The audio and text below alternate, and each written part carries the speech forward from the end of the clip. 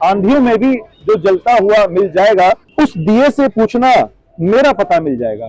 जी थे वो छोटू फाउंडेशन से, उनकी जेब खुद ही खाली होने लगी और हमारे नाम से अब तो उनकी कमाई होने ही लगी।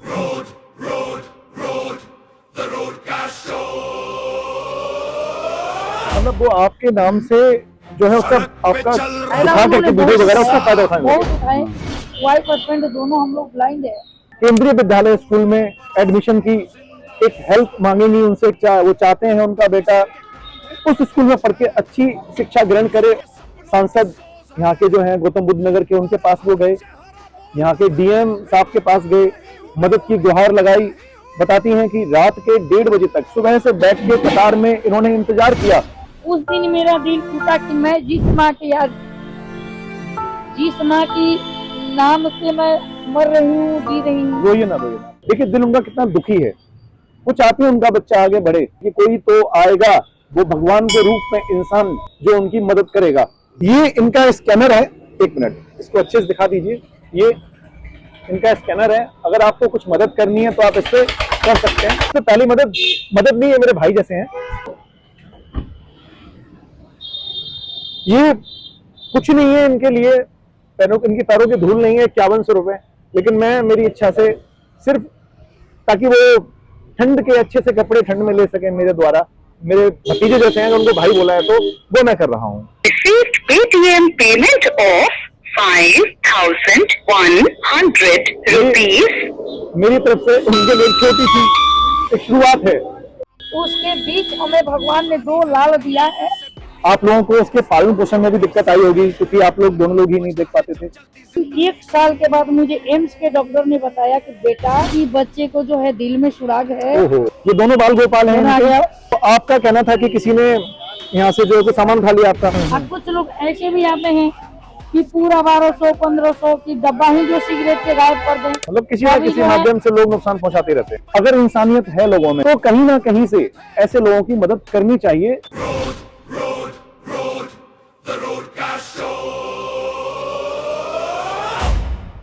रिकी फाउंडेशन, जो रिकी जी थे जी, वो छोटू फाउंडेशन से, उन्होंने पहले तो मेरे से जो है मेरे बच्चों को धर्म कॉलेज में एडमिशन दिलवाया। हाँ।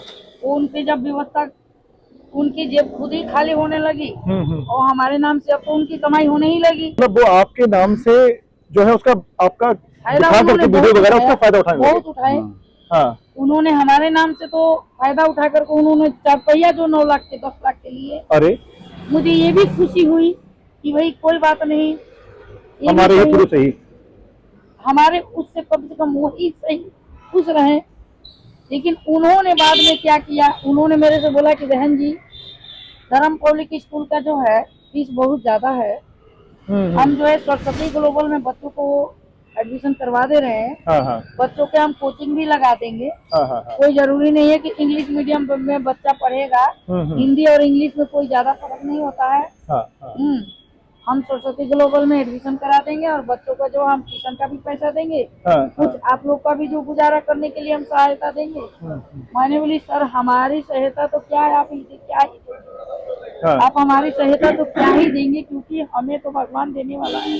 लेकिन कम से कम मैं ये चाहती थी कि मेरे बच्चे जो है ऊंची से ऊंची अच्छी शिक्षा अच्छे स्कूल में जाकर के प्राप्त कर सकें, ऊंची से ऊंची मंजिल छुए। कम से कम हम वाइफ हस्बैंड दोनों हम लोग ब्लाइंड है। ये ब्लाइंड के बच्चे जो हैं, देखिए मोड़ 2 ही होता है, एक दाएं और एक बाएं, नाम 2 ही होता है, एक अच्छाई और एक बुराई। तो मैं ये सोची थी कि मेरी लाइफ चाहे जैसी भी है, कम से कम ये मेरे बच्चे जो है ऊंची से ऊंची मंजिल को छुए। लेकिन उसमें सर हमारी किस्मत साथ दिया नहीं। बाकी जो है आगे जैसा भी होगा वो भगवान के ऊपर है, क्या होगा नहीं बता सकती। जैसा कि नेहा जी ने, रामकेश जी ने बताया कि उन्होंने कई जगह से मदद लेने की कोशिश की। जैसा कि सांसद यहाँ के जो हैं गौतम बुद्ध नगर के, उनके पास वो गए, यहाँ के डीएम साहब के पास गए, मदद की गुहार लगाई।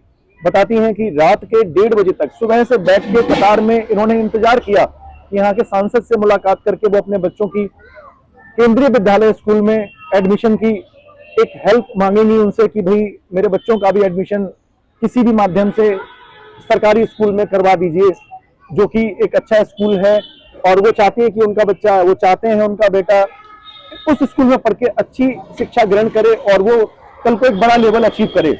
हर माँ बाप चाहते हैं, लेकिन जो माँ बाप ये चाह रहे हैं वो खुद से मतलब खुद की मदद नहीं कर पा रहे हैं, वो अपने बच्चे को उस लेवल पे कैसे ले जा सकते हैं। दोस्तों, मेरा कहना यह है कि अगर इंसानियत है लोगों में तो कहीं ना कहीं से ऐसे लोगों की मदद करनी चाहिए, जबकि वो कहते हैं मुझे मदद नहीं चाहिए, हमें साथ चाहिए। वो भी इंसान है, हम भी इंसान है, तो रिश्ता बनता है इंसानियत का, ना कि किसी की मदद करने का।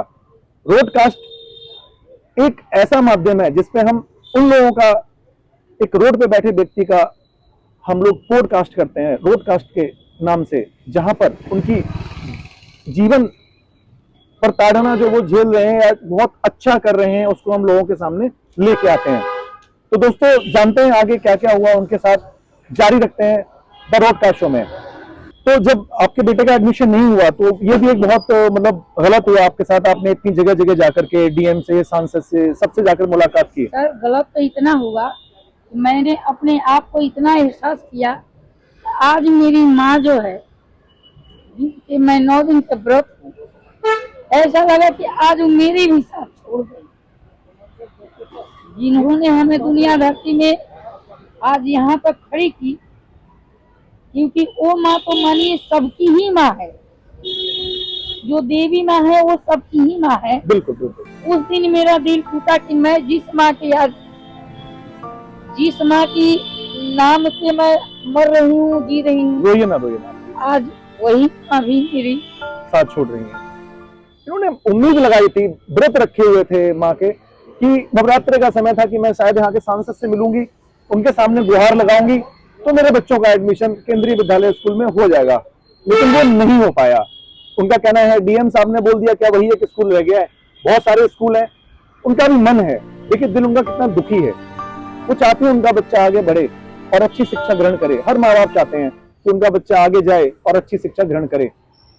खैर, हमारी तो दुआएं हमेशा ऐसे लोगों के साथ हैं कि वो आगे जाएं और आगे बढ़े। उनके बच्चे तो हमेशा मतलब जिस लेवल पर उनके बच्चे कल को जाएंगे, अपने माँ बाप की भी मदद करेंगे। और ये बेसहारा नहीं है, इनके बच्चे हैं, सब कुछ भगवान ने इनको दिया है।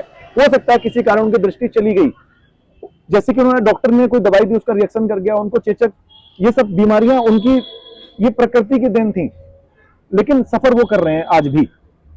रामकेश जी, आपको क्या लगता है कि कोई ऐसा व्यक्ति, आपने इतनी बड़ी बड़ी जगह जाकर के मदद की गुहार लगाई लेकिन अभी तक सुनवाई नहीं हुई, आपको क्या लगता है, आप अभी भी उम्मीद रखते हैं कि लोग आएंगे और आपकी मदद करेंगे या आपका साथ देंगे? जी सर, हमें तो आज भी विश्वास है और आगे भी विश्वास रहेगा कि हमारे जो बड़े बड़े महान भाव लोग हैं वो हमारी मदद करेंगे। क्योंकि यहाँ हम बैठते हैं तो सिर्फ दुकान के माध्यम से नहीं बैठते हैं, हमें यहाँ लोग मदद करते भी हैं मदद। जी जी।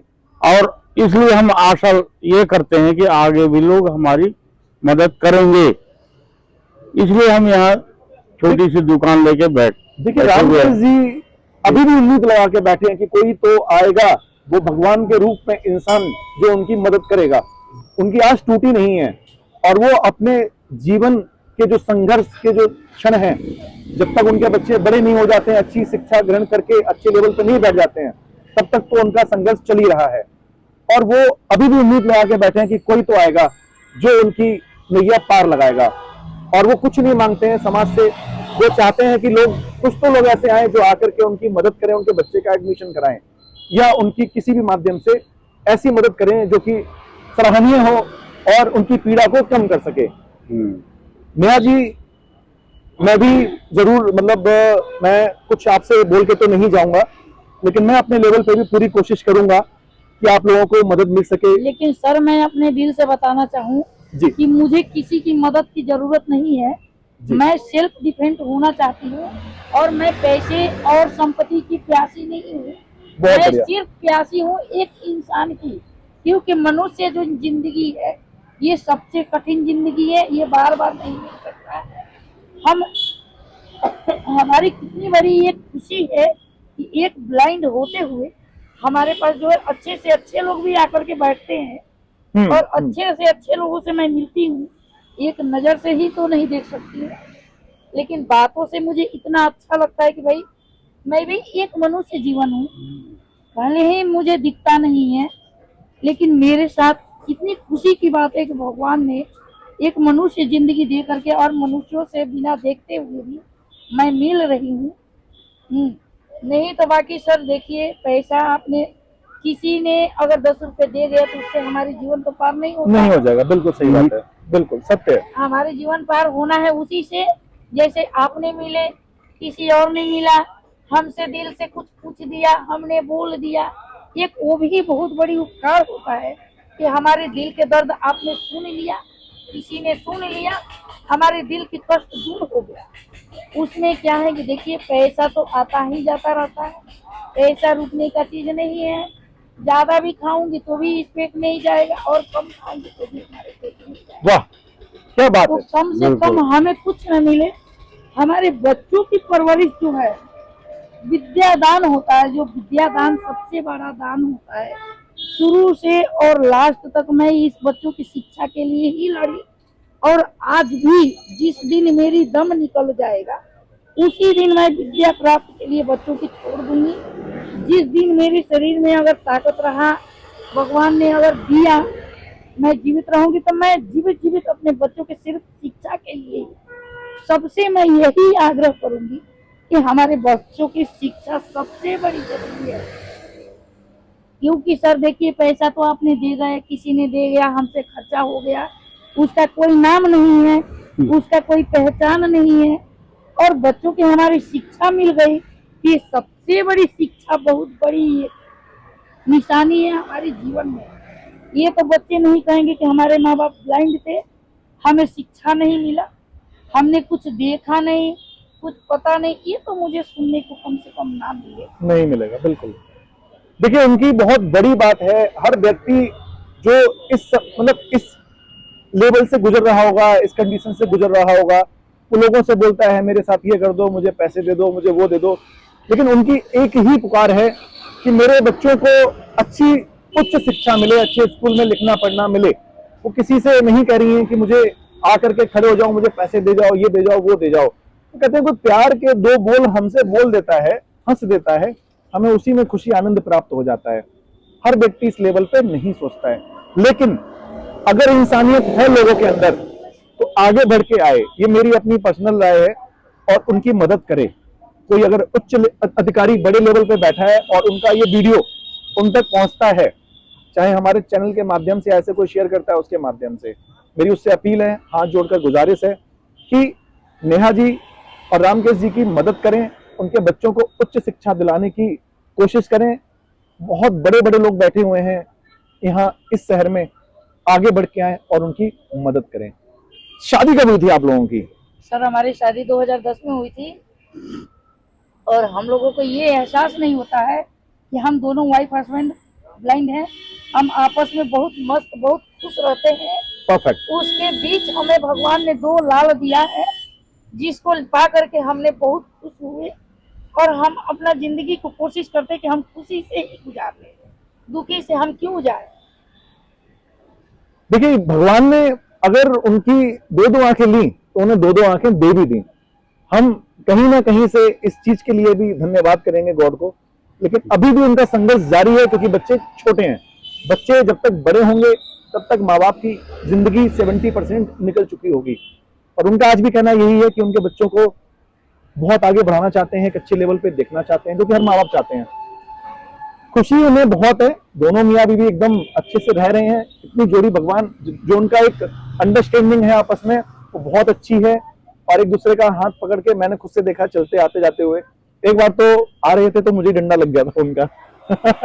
तो सर इसमें हमारी कोई गलती नहीं है। नहीं, ये तो मैं तो तब भी यही बोला, भगवान इनको अच्छे से रखे। क्योंकि देखिए, मैं ये नहीं चाहती हूँ कि मेरी पैरों के नीचे एक चींटियां भी कुछ ले। बिल्कुल बिल्कुल वो भी बिल्कुल, हमसे बड़ी है। एकदम एकदम एकदम एकदम बहुत बड़ी सोच है हम लोगों की। हर व्यक्ति की ऐसी सोच नहीं होती है। और तो जो आपकी खुशी का ठिकाना है वो नहीं रहा होगा जब आपको पहले पुत्र की प्राप्ति हुई होगी। सर हमारी जो पहला पुत्र की प्राप्ति हुआ तो क्या हुआ कि हमसे पहले हमारी जो डॉक्टर ऑल इंडिया मेडिकल वाले थे जी उनको सबसे बड़ी खुशी हुई जब तो हम तक पुत्र प्राप्त हुई।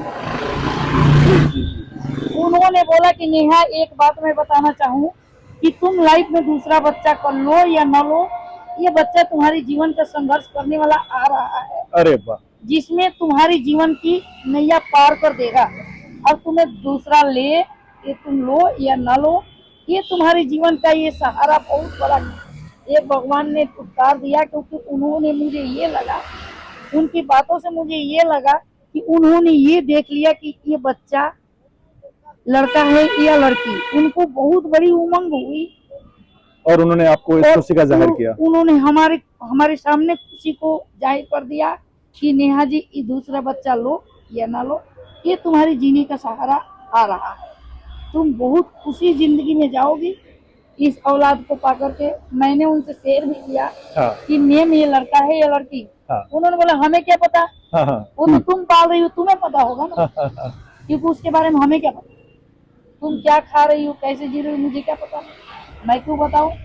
लेकिन ये जरूर उन्होंने कहा कि भाई जीवन की सहारा ये है। तो आपको जब बच्चे पुत्र की प्राप्ति हुई तो आप लोगों को उसके पालन पोषण में भी दिक्कत आई होगी, क्योंकि आप लोग दोनों लोग ही नहीं देख पाते थे। देखिए सर, मतलब कि बच्चा जब पैदा हुआ तो जन्म लेने के काफी दिन बाद मतलब दूध पिलाया जाता था, आहार दिया जाता था। वही तो- साल के बाद बच्चा जो है मेरी दिल में सुराग पता लग गया। ओहो। हमने तो बहुत खुश हुए कि चलो भाई हम दो के बीच में एक पुत्र प्राप्त हुआ। जी जी लेकिन एक साल के बाद मुझे एम्स के डॉक्टर ने बताया कि बेटा आपकी बच्चे को जो है दिल में सुराग है ओहो।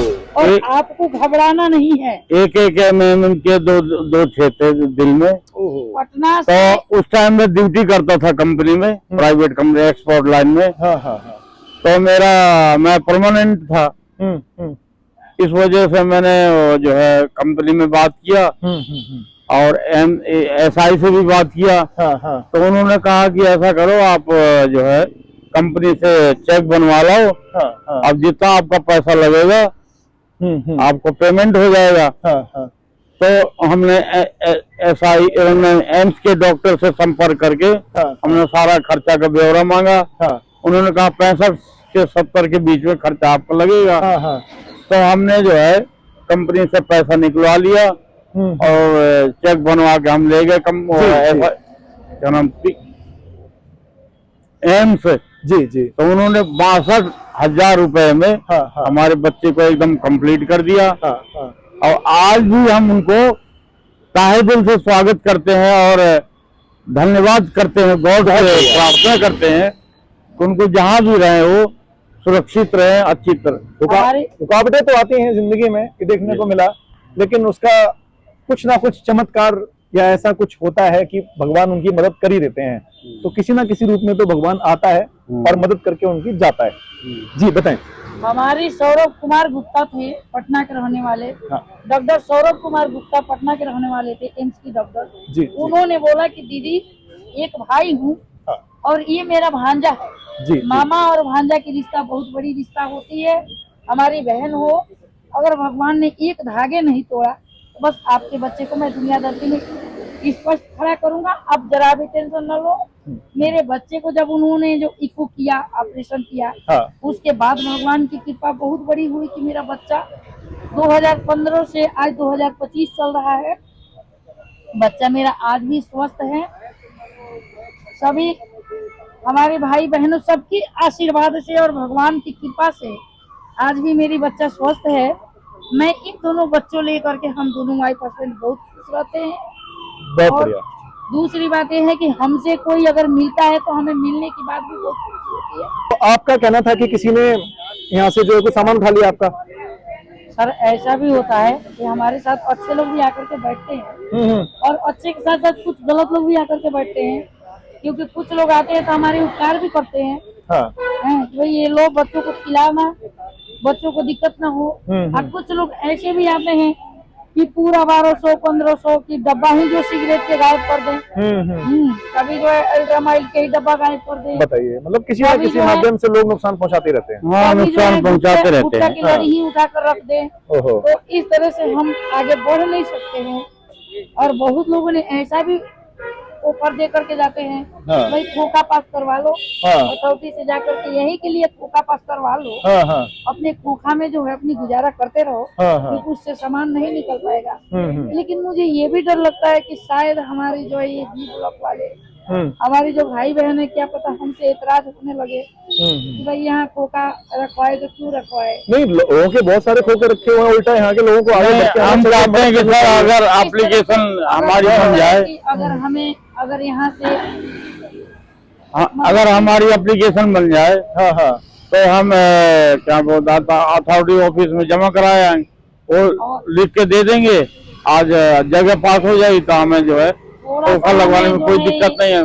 खोखा देने के लिए एक दो लोग तैयार भी हो रहे हैं। नोएडा अथॉरिटी जो ये स्कीम्स निकालती है उसके तहत वो चाहते हैं कि एक छोटा सा उन्हें कोई एक जगह मुहैया करा दी जाए जहाँ पे वो अपना ये छोटा सा काम करते रहें। वैसे भी तो लोग उन्हें आके नुकसान ही पहुंचा जाते हैं, पर वो चाहते हैं कि कुछ स्थायी ठिकाना मिल जाए उन्हें, एक स्थायी दुकान या खोखा मिल जाए यहाँ कहीं जहाँ वो लगा रहे हैं। तो वो कह रहे हैं नोएडा अथॉरिटी की बहुत ही ज्यादा धन्यवाद होगा उनकी तरफ से, बहुत ज्यादा मतलब हेल्पफुल होगा उनके लिए। आपकी जिंदगी में कोई ऐसा पल जो सबसे ज्यादा खुशी का रहा हो? सर हमारे तो जिंदगी का पल वही खुशी था कि हमें जो है पहला बच्चा हुआ, और बच्चे के बाद दूसरा भी भगवान ने एक बच्चा दिया। हम आपस में बहुत ही खुश रहे जब तक हमारे हस्बैंड जॉब करते रहे और मैं घर के संभालती रही। हमें यही बहुत बड़ी खुशी थी। और मैंने बहुत कोशिश किया, बहुत सारी मतलब कंपनी वालों मालिकों से बहुत कोशिश किया कि कोई हमें सेल्फ डिफेंस के लिए खड़ा कर दे। अगर उनकी कंपनी में जगह नहीं है तो गमले में पानी डालने के लिए, कहीं और भी घर की काम होता है कुछ उसमें ही ले ले, कहीं ऑफिस में चाय नाश्ता के लिए ही दे दे। सेल्फ डिपेंड मैं हो जाऊं कि मैं अपने बच्चों को परवरिश अच्छा से कर सकूं। इस टाइम के देखिए खान पीन में कोई ताकत नहीं होती है, बच्चों को मैं कुछ दे नहीं पाती। ये बहुत बड़ी कष्ट, यही बस दुखी होती है। भगवान जरूर सुनेंगे आपकी, और मुझे उम्मीद है कि कहीं ना कहीं से कोई ऐसी खुशी आपको मिलेगी कि सब अच्छा होगा आप लोगों के साथ। दोनों बच्चे हैं क्या आपके यहाँ पे? रामकेश जी बुला रहे हैं। नमस्ते नमस्ते। ये दोनों बाल गोपाल हैं इनके। और देखिए बालक कितने अच्छे हैं और जो है निष्ठावान है, अच्छे से नमस्ते कर रहे हैं, सब कुछ है। और भगवान इन लोगों का जो फ्यूचर हो बहुत ही ब्राइट हो, बहुत अच्छा हो, जैसे कि उनके माँ बाप लगे हुए उन्हें आगे बढ़ाने में, वो तरक्की करें और बहुत आगे बढ़ें और कल को अपने मम्मी पापा का नाम रोशन करें। मैं एक छोटी सी गुजारिश करूंगा आप लोगों से, क्योंकि मैं किसी एनजीओ से नहीं हूं और किसी संस्थान से नहीं हूं। मैंने सिर्फ इनकी ये जो सीन देखा इनका, उसे देख के मुझे लगा क्यों ना इनकी कहानी ब्रॉडकास्ट के माध्यम से आगे दिखाई जाए। ये अपना नंबर बोलेंगे, अपना बारकोड दिखाएंगे, और जो इनकी आप लोगों को लगे इनका साथ दे सकते हैं आप लोग, वो देने की कोशिश करें। आप लोग अपना नंबर बोल देंगे प्लीज कैमरे पे एक बार, मोबाइल नंबर जिसपे आपके कुछ हेल्प करें लोग बार, जो आपसे मिलना चाहें। 882645458563 ये इनका अपना नंबर है। अगर आप लोगों को लगता है कि आप लोग कर सकते हैं, और चढ़ के आगे आए। और उनका स्कैनर भी मैं आपको दिखा देता हूँ। ये इनका स्कैनर है, एक मिनट इसको अच्छे से दिखा दीजिए। ये इनका स्कैनर है, अगर आपको कुछ मदद करनी है तो आप इससे कर सकते हैं। इसे पकड़िए जरा, एक मिनट आप पकड़ लीजिए इसे हाथ में। अरे ऐसे, हाँ ऐसे रखेगा, आप पकड़ लीजिए, आप ठीक है ऐसे, हाँ ठीक। और इस पे पहली मदद नहीं है, मेरे भाई जैसे हैं। ये कुछ नहीं है इनके लिए, इनकी पैरों की धूल नहीं है, 5100 रुपए। लेकिन मैं मेरी इच्छा से सिर्फ ताकि वो ठंड के अच्छे से कपड़े ठंड में ले सके मेरे द्वारा, मेरे भतीजे जैसे हैं, उनको भाई बोला है तो वो मैं कर रहा हूँ।